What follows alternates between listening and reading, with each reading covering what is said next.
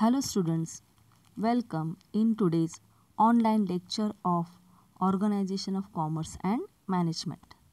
Up till now, we have seen two types of insurance, life insurance and its various policies, and second, marine insurance and its various policies. Today, we are going to discuss the third type, and it is fire insurance. Why the fire insurance is taken, what is the purpose of fire insurance, and various policies of fire insurance. That part we are going to discuss in today's lecture. Basically, fire insurance is a protection. It protects the insured against the risk of fire. Any property which is subject to damage by fire can be insured against fire. The loss due to fire, lightning, and explosion is also covered by fire insurance. Fire insurance is a protection and it is not taken for making profit. The amount of premium of fire insurance depend upon the value of subject matter, place of storage, and extent of risk involved. Fire insurance protects against the risk of damage by fire to property and asset. So we can say that fire insurance is a policy which is taken to protect the goods and property which may be damaged due to occurrence of sudden fire. As I said, the amount of premium depends upon the value of subject matter, place of storage, and extent of risk involved. Fire insurance is a form of general insurance providing protection to the property and goods against the loss due to fire. The premium of each policy gets changes depending upon the value of property, then how you placed, where it is situated, and other condition. Okay, so विद्यार्थी मित्रांनो, आतापर्यंत आपण दोन प्रकारच्या विमा यांचा अभ्यास केला आहे, जसं जीवन विमा त्यानंतर सागर विमा. आज आपण या लेक्चरमध्ये अग्निविमा फायर इन्शुरन्स याबद्दल माहिती मिळवणार आहोत. तर अग्निविमा किंवा फायर इन्शुरन्स विमेदाराला आगीच्या धोक्यापासून संरक्षण देते. ज्या मालमत्तेचे आगीपासून नुकसान होऊ शकते अशा मालमत्तेचा अग्निविमा उतरवला जाऊ शकतो. आग, त्यानंतर वीज स्फोट यांपासून होणाऱ्या नुकसानीस हा अग्निविमा संरक्षण देतो. अग्निविमा हा संरक्षण मिळवण्यासाठी उतरविला जातो. नफा मिळवण्यासाठी तो घेतला जात नाही. अग्निविम्याच्या हप्त्याची रक्कम ही विमेय मालमत्तेची किंमत, म्हणजे ज्या प्रॉपर्टीसाठी तुम्ही विमा घेणार आहात त्या मालमत्तेची किंमत, त्याची साठवणुकीची जागा, तुम्ही ती कुठे स्टॉक करून ठेवलेली आहे, आणि धोक्यांची तीव्रता म्हणजे किती प्रकारच्या रिस्क त्यामध्ये असू शकतील यावरती प्रीमियमची अमाऊंट ही डिपेंड असते. अग्निविमा मालमत्तेला अग्नीपासून होणाऱ्या नुकसानीची भरपाई देते.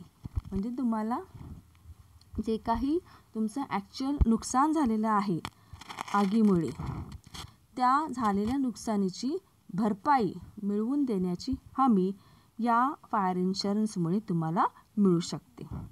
Now see what is the meaning of this fire insurance. A fire insurance contract is an agreement whereby the insurer in return for consideration undertakes to indemnify the insured against the loss to property due to fire. The loss due to fire, lightning, and explosion is covered by fire insurance. म्हणजे बघा की अग्निविमा किंवा fire insurance ह्या करार आहे. आता तुम्हाला माहिती आहे की इन्शुरन्स हा करार आहे आणि तो दोन व्यक्तींमध्ये असतो. एक म्हणजे इन्शुरर आणि दुसरा आहे इन्शुअर्ड. इथे इन्शुरर म्हणजे विमा कंपनी आहे आणि इन्शुअर्ड म्हणजे पॉलिसी होल्डर आहे. तर या दोघांमधला हे ॲग्रीमेंट आहे. कशासाठी ॲग्रीमेंट आहे हे? तर जर कदाचित आगीमुळे प्रॉपर्टीचे किंवा मालाचे नुकसान झाले तर त्याची नुकसान भरपाई मिळवून देण्यासाठी हा विमा उतरवलेला असतो. पण याबद्दल जो पॉलिसी होल्डर आहे त्याला त्याच्यासाठी काय द्यावं लागतं?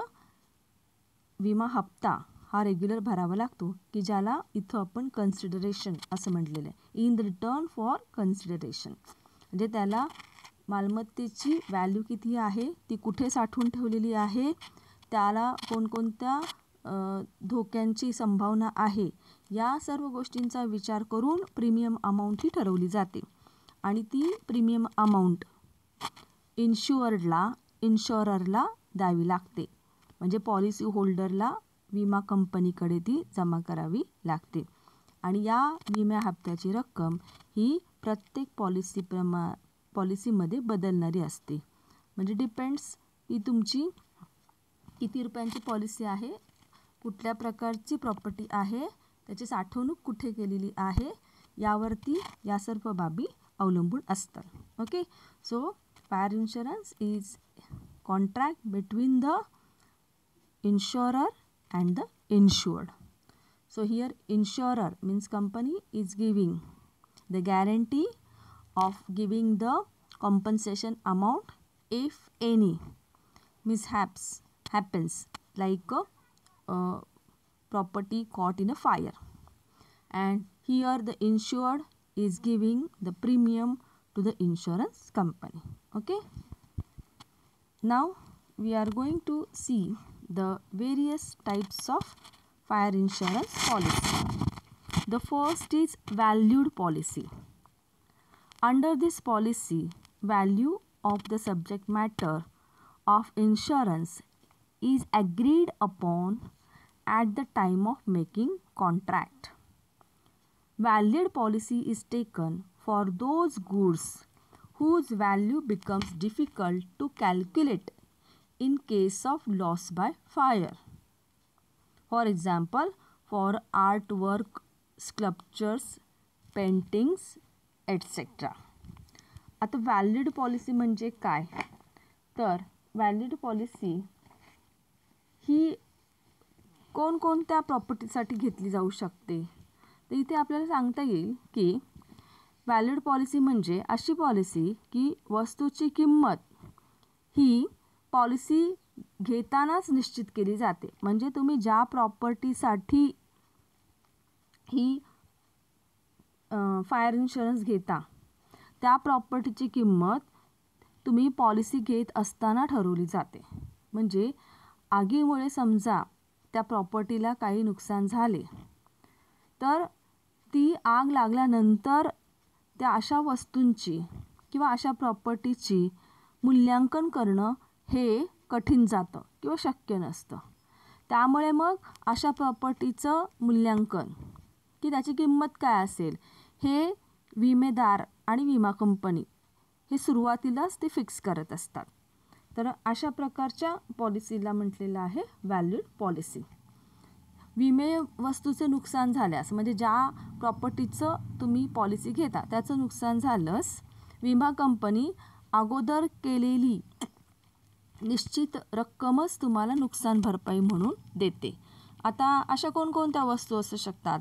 तर कलात्मक काम आहे, पेंटिंग आहे, तर इत्यादी ज्या वस्तू आहेत की यांचं जर आगीमुळे नुकसान झालं तर त्यांची किंमत निश्चित करणे किंवा मोजणे हे कठीण जातं. तुम्ही बघितलं असेल की जे श्रेष्ठ कलाकार असतात, चित्रकार असतात की ज्यांचे हँड पेंटिंग असतात, तर ते काय करतात आपल्या पेंटिंगचं प्रदर्शन वगैरे एखाद्या हॉलमध्ये वगैरे ठेवत असतात.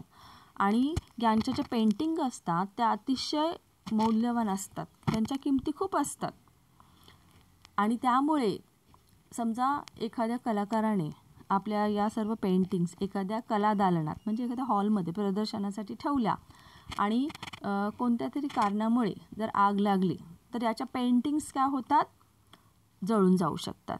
मग अर्धवट जळलेल्या अवस्थेतील पेंटिंगची किंमत निश्चित करणं हे कठीण जातं. त्यामुळे अशा पेंटिंगचा विमा हा अगोदरच उतरवला जातो. या पेंटिंगची किंमत आधीच निश्चित केली जाते. विमा कंपनी आणि जो पॉलिसी होल्डर आहे ते एकत्र बसून या पेंटिंगची किंमत ठरवतात आणि ती किंमत ठरवल्यानंतर समजा अशी काही दुर्दैवी घटना घडली आणि त्यामध्ये अशा पेंटिंग्सचं, कलात्मक वस्तूंचं जर नुकसान झालं तर त्याची किंमत ही नुकसान भरपाई म्हणून विमा कंपनी या पॉलिसी होल्डरला देत असते. तर याला म्हटलेलं आहे व्हॅल्यूड पॉलिसी, म्हणजे ज्याची व्हॅल्यू ही अगोदरच ठरवलेली असते. आणि जर असं एखादी दुर्दैवी घटना घडली तर त्याची किंमत नंतर निश्चित करणं कठीण जातं. तर अशा वस्तूंसाठी, अशा प्रॉपर्टीसाठी ही व्हॅलिड पॉलिसी घेतली जाते. Okay, now go for the second, average policy. It is a policy which contains an average clause. If the subject matter is not insured as per the exact market value, then the insurance company is liable to pay that percentage of the loss for which it is insured. म्हणजे इथे असं सांगितलेलं आहे की ही policy कधी घेतली जाते, तर जी वस्तू आहे त्या वस्तूचा विमा बाजारभावाप्रमाणे नसेल, म्हणजे मार्केट प्राईसप्रमाणे नसेल किंवा त्यापेक्षा कमी किंमत असेल तर विमा कंपनी नुकसान भरपाई जेवढा तोटा झाला असेल त्याच्या प्रमाणात देण्यासाठी जबाबदार आहे. आता इथे तुम्हाला एक्झाम्पल दिलेलं आहे. See what is the example? If a policy is taken for rupees 2 lakhs against the market value of rupees 4 lakh and loss incurred due to the fire is rupees 80,000, then the insurance company will pay rupees 40,000 only. म्हणजे बघा या उदाहरणामध्ये काय सांगितलेलं आहे की policy किती रुपयांना घेतलेली आहे, 2 लाखाला घेतलेली आहे आणि त्या प्रॉपर्टीची मार्केट व्हॅल्यू किती आहे, 4 लाख आहे. बरोबर, म्हणजे बघा तुमची पॉलिसी ही मार्केट व्हॅल्यूच्या हाफ किमतीला आहे. मार्केट व्हॅल्यू 4 लाख आहे तर तुम्ही पॉलिसी किती रुपयांची घेतलेली आहे, 2 लाखाची घेतलेली आहे, म्हणजे अर्ध्या किमतीची घेतलेली आहे. ठीक आहे. आता लॉस ड्यू टू फायर म्हणजे आग लागल्यामुळे नुकसान किती झालेलं आहे, 80,000चं झालेलं आहे. मग आता इथं इन्शुरन्स कंपनीसुद्धा वरच्या प्रमाणात म्हणजे वरचं गुणोत्तर किती आहे, निम्म आहे. तर इथं तुमचं नुकसान हे 80,000 झालेलं आहे तर 80,000च्या निम्म तुम्हाला काय मिळणार आहे, कॉम्पन्सेशन अमाऊंट मिळणार आहे. म्हणजे 40,000 रुपये तुम्हाला कॉम्पन्सेशन अमाऊंट म्हणून इन्शुरन्स कंपनीकडनं मिळणार आहे. याला म्हटलेलं आहे ॲव्हरेज पॉलिसी. तर ॲव्हरेज पॉलिसी ही अशा प्रॉपर्टीसाठी घेतली जाते की अचूक बाजार मूल्यावर जर विषय बाबीचा विमा काढला गेला नसेल किंवा कमी रकमेचा विमा काढला गेला असेल तर विमाधारकास नुकसानीच्या टक्केवारी एवढी भरपाई या योजनेअंतर्गत मिळत असते. म्हणजे तुमची पॉलिसी आणि मार्केट व्हॅल्यू ज्याच्यामधलं गुणोत्तर काढलं जातं आणि त्या प्रमाणामध्येच तुम्हाला मग ॲक्च्युअल तुमची नुकसान किती झालेलं आहे त्याच्या प्रमाणामध्ये तुम्हाला कॉम्पन्सेशन अमाऊंट ही मिळत असते. Okay, that is called the average policy. Now the third one, specific policy. In case of specific policy, the property is insured for a definite sum irrespective of the market value. If there is a loss stated amount will have to be paid to the policy holder. For example, suppose a property of rupees 1 lakh is insured for rupees 75,000 and the loss due to the fire is rupees 40,000. Then the company will pay rupees 40,000 in full as a compensation. म्हणजे specific policy म्हणजे काय तर ठराविक मूल्य ठरवलं जातं. मग इथं तुम्हाला मार्केट व्हॅल्यू किती आहे याचा विचार केला जात नाही. तर प्रॉपर्टी तुमची किती रुपयांची आहे आणि तुम्ही ती किती रुपयांसाठी इन्शुरन्स काढलेला आहे ते पाहिलं जातं आणि तुमचं ॲक्च्युअल नुकसान किती झालेलं आहे ते बघितलं जातं. आणि ॲक्च्युअल नुकसान किती झालेले आहे ते विचारात घेऊन तुम्हाला कॉम्पन्सेशन अमाऊंट ही दिली जाते. म्हणजे ठराविक मूल्य विमापत्रात बाजारभावाच्या ऐवजी म्हणजे मार्केट व्हॅल्यूच्या ऐवजी त्या वस्तूचा एक ठराविक रकमेचा विमा उतरवला जातो. जर काही नुकसान झाले तर विमापत्रात दाखवलेली रक्कम नुकसान भरपाई म्हणून दिली जाते. प्रत्यक्ष वस्तूची किंमत विचारात घेतली जात नाही. ओके, म्हणजे तुम्ही इन्शुरन्स पॉलिसी घेताना ती किती रुपयांची घेतलेली आहे याचा विचार केला जातो. मग प्रत्यक्ष प्रॉपर्टीची किंमत तुमच्या जास्त जरी असली तरी तुम्ही तुमचं ॲक्च्युअल नुकसान किती झालेलं आहे त्याचा विचार इथे केला जातो आणि तेवढीच रक्कम ही तुम्हाला दिली जाते. Now the fourth is floating policy. This policy can be taken for the goods which are lying at different locations or warehouses. Such policy is taken for one sum and one premium for goods lying at different places. आता ही पॉलिसीचं वैशिष्ट्य काय आहे तर सदर policy ही वेगवेगळ्या ठिकाणी असलेल्या गोदामातील मालमत्तेसाठी घेतली जाते.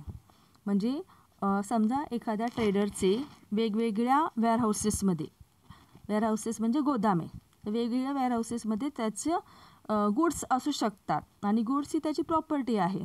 तर अशा वेगवेगळ्या ठिकाणी असणाऱ्या मालाचे प्रमाण हे नेहमी कमी जास्त होत असते. म्हणजे प्रत्येक वेअरहाऊसेसमध्ये कधी एखाद्या वेअरहाऊसेसमधनं मालाचं डिस्पॅचिंग झालेलं असतं तर एखाद्या वेअरहाऊसेसमधनं काही झालेलं नसतं. तर आहे तसाच माल तिथे असू शकतो. म्हणजे प्रत्येक ठिकाणच्या वेअरहाऊसमधला माल हा कमी जास्त होत असतो. तर त्यामुळे त्याचं विमाधारकाला अशी विशिष्ट पॉलिसी घेणे अवघड असतं. म्हणून मग अशा वेळी सगळ्यांसाठी एक अशी ही पॉलिसी घेतली जाते आणि त्याचा एकच प्रीमियम असतो. म्हणजे वेगवेगळ्या ठिकाणी जरी गुड्स असले तरी त्या सगळ्यासाठी एक पॉलिसी त्या ट्रेडरला घेता येते आणि एकदम त्याला आपला प्रीमियम भरता येतो. तर अशा प्रकारे ही ट्रेडरसाठी अतिशय उपयुक्त पॉलिसी आहे की ज्याला तरल विमा फ्लोटिंग पॉलिसी असं म्हटलं जातं.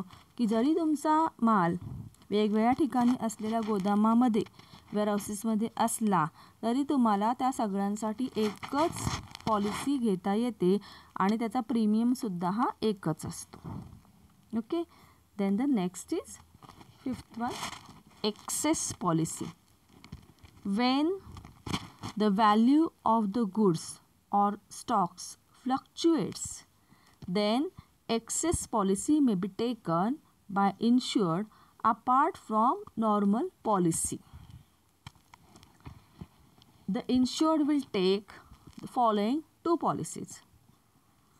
A, one policy for the amount below which the value of the stock does not fall, and second, B, another policy to cover the excess value by which the price of the goods fluctuate. Now it can be simplified by one example. If the value of the stock ranges between 1,50,000 and rupees 2 lakh, then one policy is taken for rupees 1,50,000 and another policy for excess amount that is rupees 50,000. तर access policy म्हणजे काय, तर इथं असं सांगितलेलं आहे की ही अशी पॉलिसी आहे की जेव्हा वस्तूचे किंवा मालाचे मूल्य म्हणजे किंमत यांची नेहमी चढ उतार होत असते. कधी किंमत जास्त असते तर कधी किंमत खाली घसरू पण शकते. तेव्हा सामान्य विम्याबरोबरच अधिकतम विमा घेतला जातो. तर अशा वेळी जो पॉलिसी होल्डर आहे तो दोन प्रकारचा विमा घेतो. तर पहिला आहे तो एकूण मालाचे किंवा साठ्याचे ठराविक रकमेपेक्षा कमी मूल्य होत नसलेल्या रकमेसाठी एक विमा घेतला जातो. म्हणजे इथं बघा तुम्हाला एक्झाम्पलमध्ये दिलेलं आहे की स्टॉकची किंवा मालाची किंमत याची रेंज काय आहे, 1,50,000 आणि 2,00,000 या रेंजमध्ये त्याची किंमत ही कशी होत असते, चढ उतार होत असते. तर तो पॉलिसी होल्डर एक विमा पॉलिसी कशासाठी घेईल, तर जास्तीत जास्त किती मालाची किंमत जाऊ शकेल, तर 1,50,000 आणि दुसरी पॉलिसी ही कशासाठी घेऊ शकेल, तर इथं 50,000 ही एक्सेस आहे की 1.5 लाखापेक्षा जास्तीत जास्त कमी किती होऊ शकेल, तर 50,000. ओके, तर मालाची किंमत ही 1.5 लाख आणि 2 लाख याच्यामध्ये किंमत ही चढ उतार होत असते. तर 1.5 लाखासाठी एक पॉलिसी तो घेऊ शकतो मॅक्झिमम, आणि जास्तीची जी रक्कम आहे ती म्हणजे 50,000. तर त्याच्यासाठी सुद्धा एक दुसरी पॉलिसी तो घेऊ शकतो. म्हणजे ज्या रकमे एवढा एकूण मालाच्या रकमेचा चढ उतार होतो, म्हणजे या 50,000मुळे चढ उतार होतोय ना, मग ज्या रकमे एवढा एकूण मालाच्या रकमेचा चढ उतार होतो अशा रकमेसाठी दुसरा विमा हा घेतला जातो. ओके, तर यामुळे काय होतं की जो ट्रेडर आहे त्याला प्रोटेक्शन मिळतं की जरी वस्तूची किंमत कमी जास्त झाली तरी त्याची रेंज काही बदलणार नाही, ती 1.5 लाख ते 2 लाखाच्या दरम्यानच राहणार आहे. आणि अशा पद्धतीने जो विमेदार आहे त्याला जर काही असं नुकसान झालं किमतीच्या बदलामुळे तर त्याचं प्रोटेक्शन विमा कंपनीकडून त्याला मिळू शकतं. नाव the 6th one is reinstatement policy. This is a type of policy where the insurer undertakes to replace the property or goods lost by fire. In this policy, instead of paying compensation amount, the property is replaced. The rate of premium is higher in such policy. So here, reinstatement policy means what? See, while paying the compensation, the depreciation amount of the policy is not taken into consideration. And here, instead of giving the compensation amount, the insurance company is replacing the property. याचा अर्थ असा आहे की समजा आगीमुळे जर तुमच्या प्रॉपर्टीचे नुकसान झाले, मालमत्तेची हानी झाली, तर त्या मालमत्तेचे किंवा त्या वस्तूचे पुनर्स्थित करण्याचे काम केले जाते. या विम्यात आगीत नुकसान झालेल्या मालमत्तेची भरपाई देण्याऐवजी संपूर्ण मालमत्ताच पुनर्स्थापित करून दिली जाते.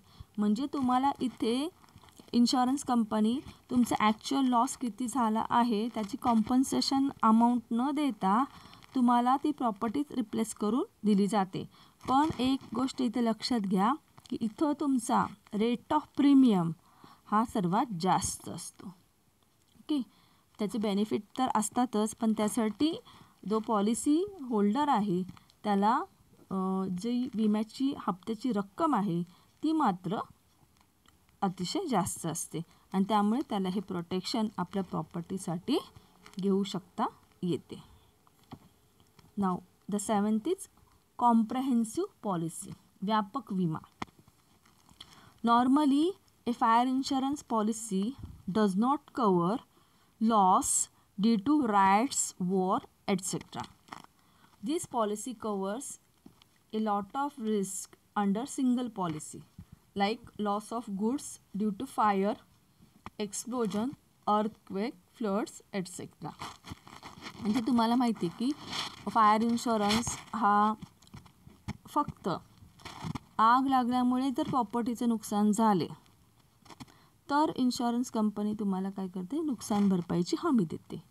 आणि युद्ध किंवा दंगली यामुळे जर नुकसान झालेले असेल तर फायर इन्शुरन्स पॉलिसी ते नुकसान किंवा त्या नुकसानीची हमी घेत नाही. परंतु ही जी कॉम्प्रेहेन्सिव्ह पॉलिसी आहे ती मात्र वेगळी आहे. त्यामध्ये वेगवेगळ्या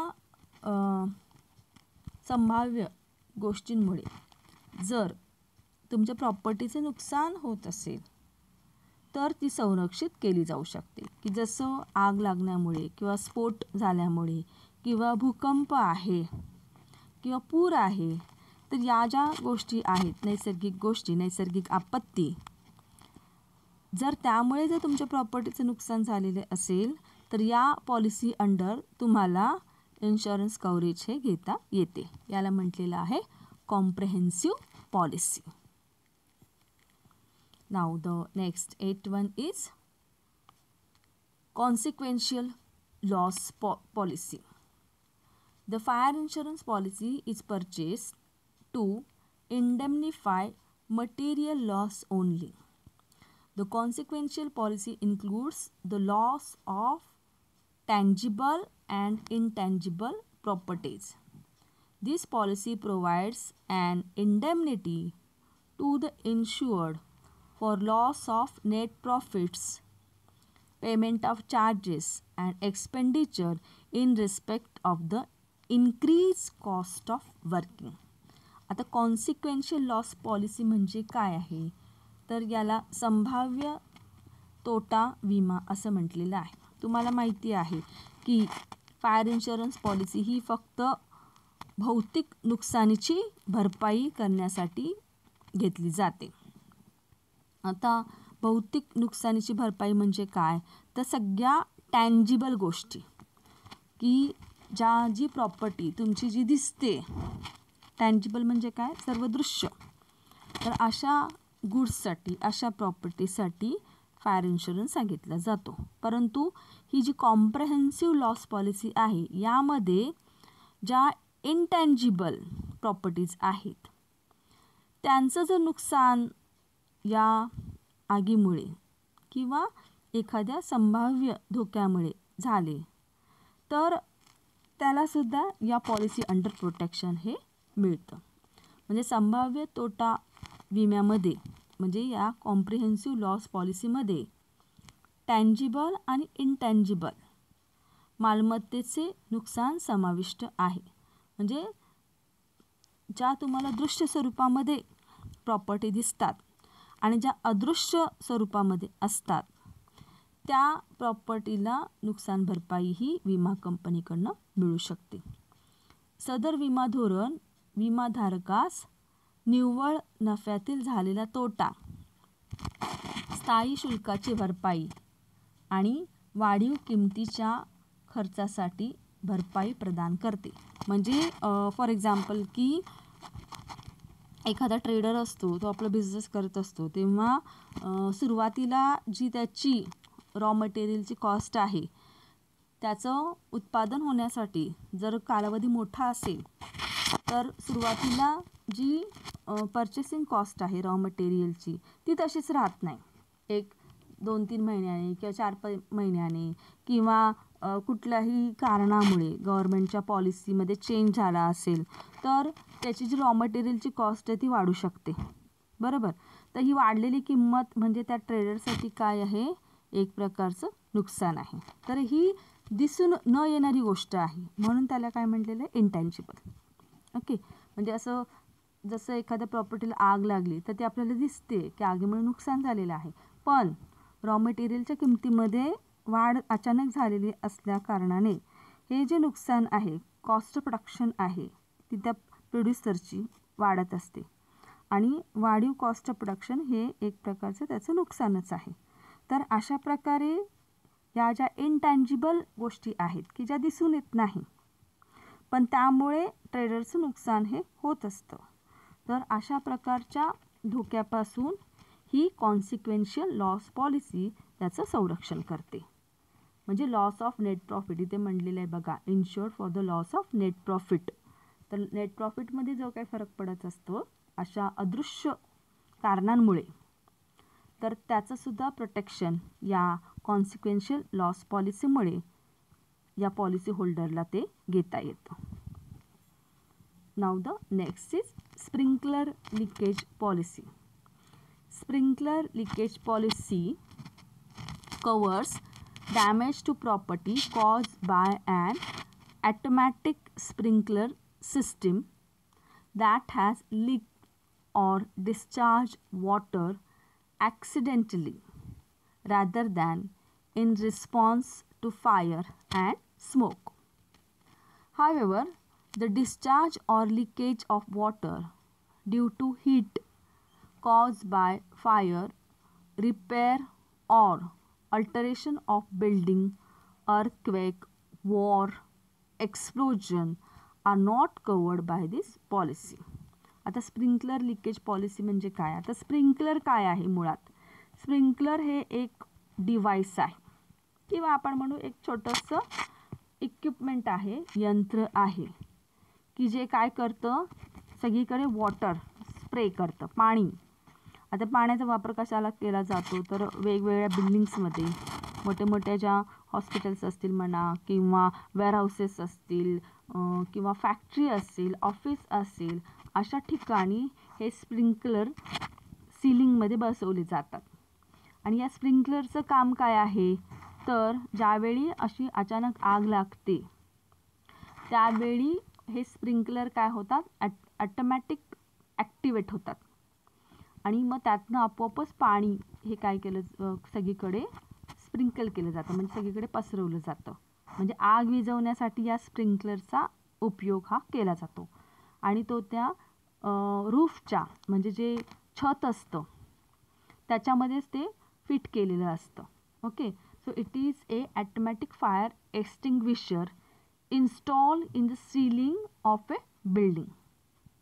ओके, आणि जर या स्प्रिंकलरमध्ये काही जर त्याला डॅमेज झालं, ओके, किंवा त्याच्यामधनं आपोआपच पाणी वगैरे लीक होत असेल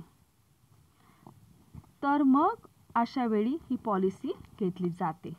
तर इथं आग किंवा धूर झालेला नसताना स्प्रिंकलरमधून निघणाऱ्या फवाऱ्याच्या मुळे झालेल्या नुकसानीविरुद्ध सदर विमा भरपाई देत असते. ओके, म्हणजे ज्यावेळी ॲक्च्युली आग लागते किंवा धूर येतो तेव्हा हे स्प्रिंकलर काय होतात, ॲक्टिवेट होतात आणि आग विझवण्यासाठी याचा वापर केला जातो. पण जेव्हा आग पण लागत नाही आणि अशा प्रकारचा कुठे धूरही निघत नाही पण तरी पण जर या स्प्रिंकलरमधून पाण्याचे फवारे जर निघाले आणि त्यामुळे जर मालाचं नुकसान झालं, माल भिजला, खराब झाला, तर या पॉलिसी अंडर त्या कस्टमरला प्रोटेक्शन हे मिळू शकतं. म्हणून ही स्प्रिंकलर लिकेज पॉलिसी ही आहे. ओके, पण इमारतीची दुरुस्ती अथवा बदल, भूकंप, स्फोट, युद्ध यामुळे उद्भवलेल्या आगीच्या नुकसानची भरपाई या विमा पॉलिसीमध्ये इन्क्लूड झालेली नाही. म्हणजे फक्त आणि फक्त जर स्प्रिंकलर लिकेजमुळे जर मालाचं नुकसान झालेलं असेल तर तुम्हाला या पॉलिसी अंडर कव्हरेज हे मिळतं. Okay, so there are 9 policy which comes under the fire insurance. The first one is valid policy, second is average policy, third is specific policy, fourth is floating policy, fifth is excessive policy, sixth is reinstatement policy, seventh comprehensive policy, eighth consequential loss policy, and the ninth is sprinkler leakage policy. So all these 9 different types of fire insurance policies are there I hope you have understood all these 9 types of fire insurance policies. Watch the video again and again. Read all the things again and again in detail. Then only it is possible for you to understand all these types of policy. In our next lecture, we will meet with a new topic. Till then, take care, be happy, and goodbye, students. Thank you.